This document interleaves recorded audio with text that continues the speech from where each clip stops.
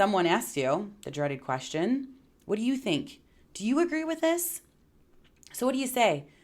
You argued against the decision. You made your case, but leadership made a different call.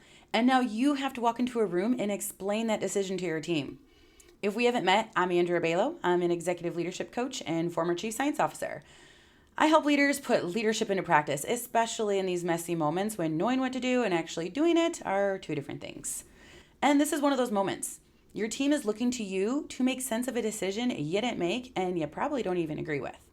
They may be frustrated, they may have questions, they may be worried about what it means for them. So you're trying to figure out how to be honest without making a situation worse.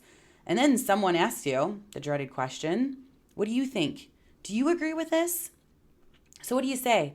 Because you don't want to lie, but you also can't throw leadership under the bus and expect your team to move forward. If you have to then lead a decision you disagree with, there are 3 moments you need to get right. What you do before you talk to your team, how you communicate that decision, and how you lead their reaction afterward. So let me show you what this can look like in a real situation. Recently, I worked with a leader whose board made the decision to eliminate instructional coaching positions at her school. She didn't agree with it.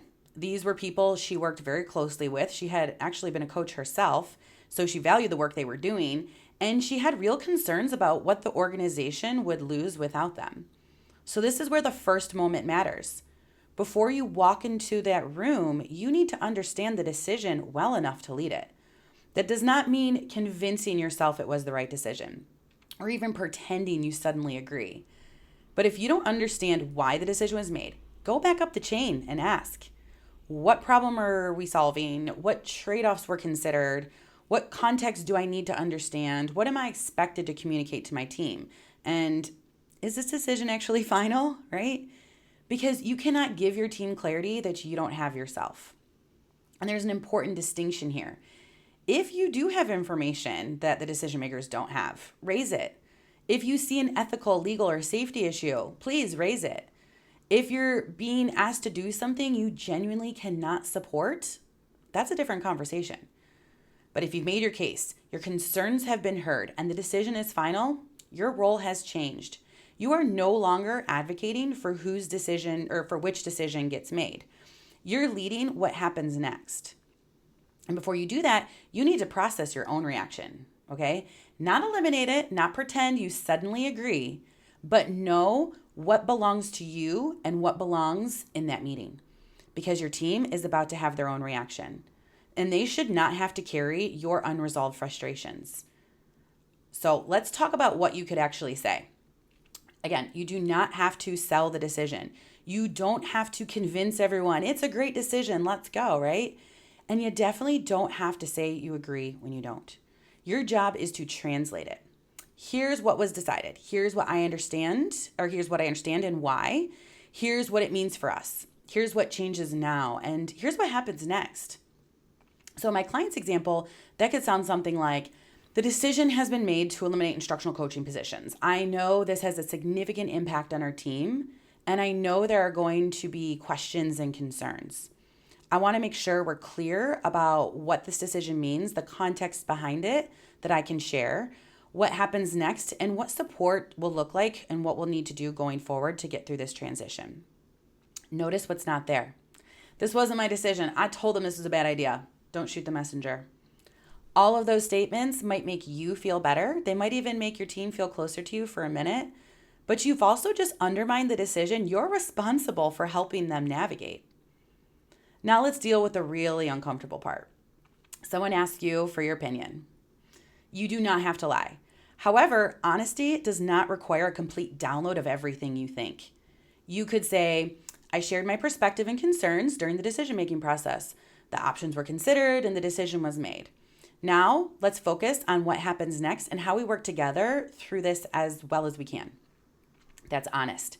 You're not pretending you agreed, and you're not recruiting your team into your disagreement, because there is a difference between transparency and emotional dumping. And now we get to the third moment, leading the reaction, because your team gets to react just like you did. People might be angry, they might be disappointed, they might disagree. Some people might be happy about it. Let them. Let them have their reaction. You don't need to immediately convince them otherwise. You don't need to join them either.